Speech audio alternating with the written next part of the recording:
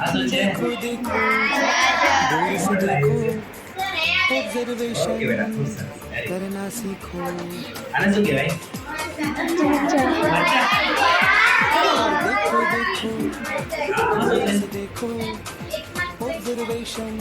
એકમાં ચોખા છે.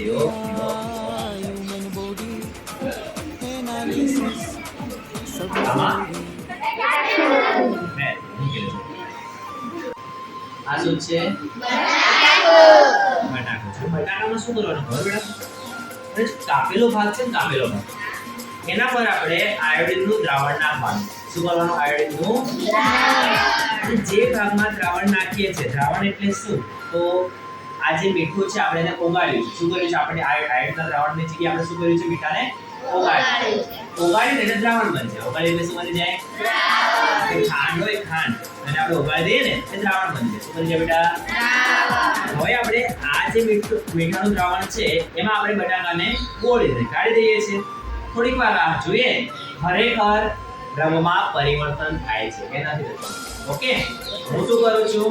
આપણી પાસે ચમચ બમચ તો છે નહીં એટલે થોડીક વાર અંદર રહેવા દઉં છું અને કાઢી અને સાઈડમાં મૂકી દઉં છું. ઓકે, પછી આપણે થોડી વાર પછી જોઈ લઈશું ખરેખર શું ફેરફાર થાય છે કે નથી. રેડી છો બેટા બધા? હાલમાં આપણે સ્ટાર્ચની ચકાસણી કરી રહ્યા છીએ. શેની ચકાસણી કરી રહ્યા છીએ બેટા? સ્ટાર્ચની. એના માટે આપણે એક તો લીધું છે આયોડિન. શું લીધું છે? આયોડિનનું દ્રાવણ. અને ખાદ્ય પદાર્થમાં આપણે બટાકા લીધા. શું લીધા બેટા? બટાકા. ઓકે, હવે થોડી વાર પહેલા જ્યારે આપણે બટાકાને કટિંગ કર્યું ત્યારે એનો અંદરનો ભાગ હતો એ એકદમ ક્લીન હતો. કેવો હતો? એકદમ ક્લીન. એકદમ ક્લીન. ઓકે, પછી આપણે એમાં શું કર્યું? તો આયોડિનનો દ્રાવણના થોડા ટપકા નાખ્યા. શું કર્યા એના પર? આયોડિનના દ્રાવણના થોડા ટપકા.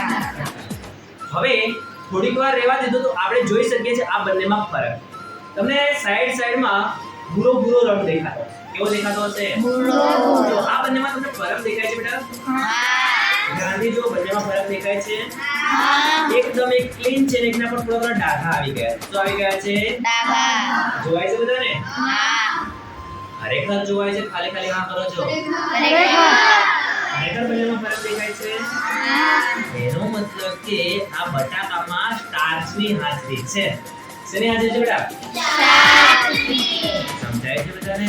હા. ચલો પાક્કે પાક્કો સમજાઈ ગયો બેટા બધાનો?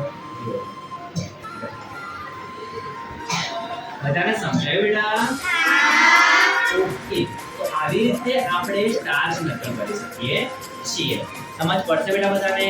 હા. આ સ્ટાર્ચ થઈ ગયું. ત્યારબાદ આપણે ચરબીનું નાનું પરીક્ષણ કર્યું.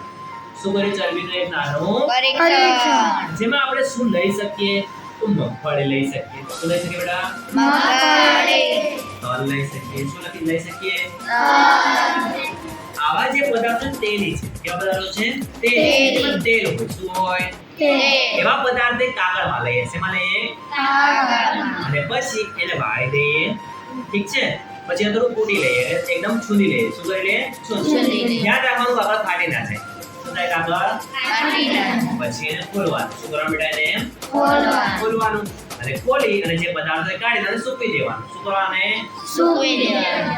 જો પદાર્થમાં આમાં જેમ આપણને ડાઘો દેખાય છે, દેખાય છે બધાને? સાચું દેખાય છે?